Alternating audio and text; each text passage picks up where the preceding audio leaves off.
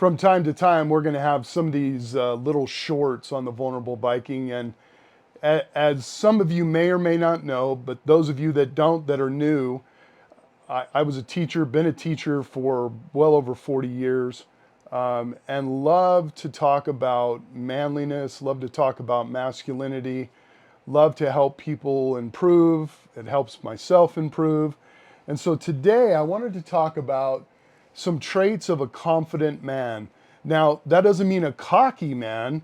That means a confident man. And I know most people, they enjoy seeing or interacting with a confident man, not a cocky man. And so let's get right into it. These are not necessarily in order or order of significance, but again, leadership is something that can be shown through a confident man. And that confident man sets examples.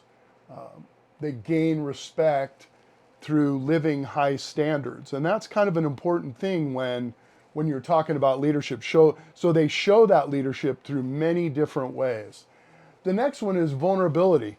And we're going to talk, this is the Vulnerable Vikings, and we're going to talk a lot about vulnerability, but it really, as I struggled with throughout my life, was really being vulnerable to myself and really, being honest with myself of what wounds and what things I really needed to work on. And if I've put that final piece back in to that puzzle of my life. But vulnerability is being, there's some things that you just can't do. You're not superhero. You're not, you you say you can ski, maybe you can't ski. I mean, there's things in life that you need to be vulnerable about. You need to be vulnerable about your relationships, how you feel, your confidence, things like that. Communication. Communication in someone that's a confident man is there has to be clarity, there has to be precision, there has to be that authority in some situations, but it also has to be tempered. There's nothing worse than someone that is like interruptive, somebody that knows it all. There are times to talk, there's times not to talk, and that's what a confident man will exhibit. Now, I understand I'm talking about men, but there are some traits, and I'm an expert on men. I'm not an expert on women. So, but there are many traits that you're going to see here that could relate to a woman as well. Decisiveness. Now, that's one of those words that people go, oh, what's decisiveness? Well, they can make decisions with ease, and that means when it's needed in those critical situations or times. I'm not talking about, hey, in a relationship, hey, where do you want to eat? Oh, I don't know, where do you want to eat? But that could come into play. The other side might go, just make a decision, and can you make that decision? Or if you're in a business situation or a dangerous situation, are you decisive? Can you make those confident calls? And I also have humility. Humility means a lot in decisiveness because there are times when people may have an idea of how to act, and you might go along with it or you may not, but you go along with it, doesn't work. Sometimes your decisions don't work, and that's kind of that situation where if you admit your wrongs, that's important as well. You learn from those. You learn from your successes, you learn from your wrongs. This is important in decisiveness, and that is pivoting out of failure. A confident man will not sit there and they might sulk and have a pity party for 2 seconds, but guess what? They get up off the ground after they've been knocked down on the ground, and they pivot, and if they're on a certain goal or certain trajectory, you find a different way of doing it, and that's really important. Resilience. Resilience is something that it is, it's toughness. It is toughness, it's adaptability, it's being able to recover quickly, withstand, and a lot of people out there, I hasten, they are, some of them say they're tough, but really get hit with a lot of things. If you get hit with a lot of things, as life will give you, are you being resilient? Are you being adaptive to some of those things that go along? The next thing is, are you able to give out compliments? Are you able to give out compliments that are genuine, that are, are you generous with them? Are you spreading value? Are you spreading, good meaning in people? And that kind of goes back up to this temperance thing, and that humility, is admitting, you're giving good compliments, you're giving people that value. It's not phony. People know when it's phony, but it's genuine. And so that's an important one as well. Well groomed. Here I am sitting here in a tank top and my skull cap, but is it, and I kind of made up a word, occasional appropriateness. That's a long word. Wherever you are and whatever you're doing, are you, the other day I wore a suit, and I think, it was definitely a shocker. I went to a meeting, wore a suit.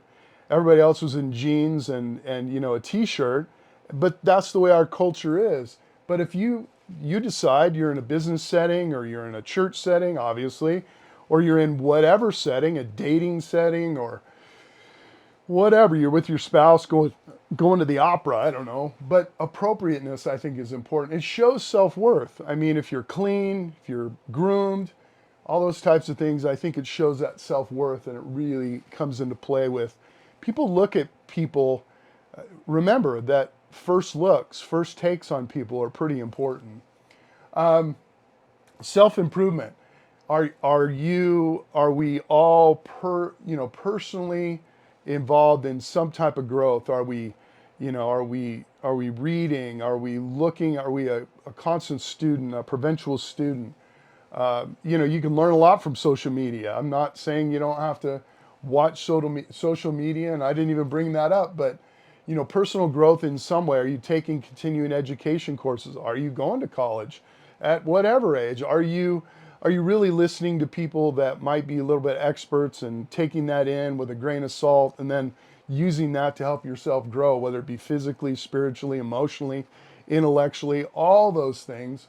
Are you doing something every day to be self-improved? Because a confident person, I think a confident man, eludes a lot of these things we're talking about. Physical fitness. I always believe that a good physique, whether it's Adonis physique, or it's a running physique, or it's a walking physique, whatever it is, a jazzercise, we don't even do jazzercise anymore, but some kind of HIIT training, whatever it is. I mean, if you're a Frisbee person, I don't care. Do you have some kind of a physical, do you spend a little bit of time doing something physical? Because that shows discipline. And discipline is a huge part of being a confident man. Because if you look at all these things right here, it takes some discipline to really manufacture a confident person and man all the time. And lastly, are you loving thyself? Are you loving? Somebody in a confident man loves himself to a point where they can do all these things. They can be resilient. They can give compliments. They can be a humility type of person. They have that temperance. Are they vulnerable? Those types of things. And do you really love who you are? And so, really quickly, I wanted to kind of cover, as a little special vulnerable Vikings. I will be asked from time to time from single mothers, single fathers, just single parenting, or parents that they're early on in their stages. I thoroughly believe that me and my ex-wife really raised some really confident young men, and they're getting older as I speak.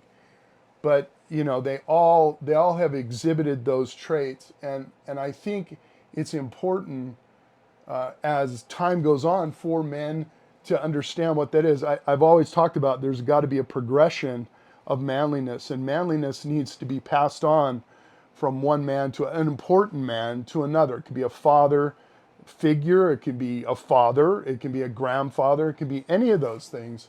But I think that's really important. And so today, these aren't etched in stone, and I'm nowhere. Yeah, I got a PhD, but you know what? PhD means something else in another language. I've taught leadership and management for many, many years, and I'm not trying to toot my own horn. I'm learning every day about myself and about everybody else. But if this can help somebody, if this can help anybody, maybe have some little bit of matrix, and I know there's a lot of matrix out there, but I've found that this is probably the most important in my life, and I wanted to share it just in case somebody out there, and again, you can adapt it to obviously females, kids, and older people, whatever it might be. So anyway, hope this helps. I hope you're enjoying the Vulnerable Vikings podcast, and we've got so much more to go. And it's a labor of love for us. We're not doing this for any type of money. We're doing this to help people out and to show the vulnerabilities and show how people can help one another.